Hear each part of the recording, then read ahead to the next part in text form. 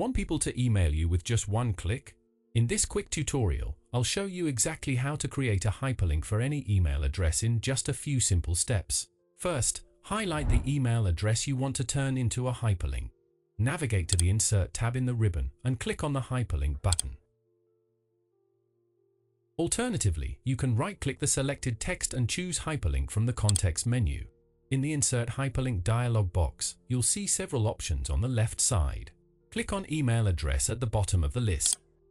In the Email Address field, type or paste your email address. Word will automatically add mail to before it. In the Text to Display field at the top, you can customize what text appears in your document. If you only want to show the email address without the mail to prefix, simply delete mail to from this field. Optionally, you can add a subject line that will automatically populate when someone clicks the link. Then, click OK to create the hyperlink. Your email address is now formatted as a clickable hyperlink, shown by the underline beneath it. To use the hyperlink, hold down the Control key and click on the email address. This will open your default email client with a new message addressed to that email.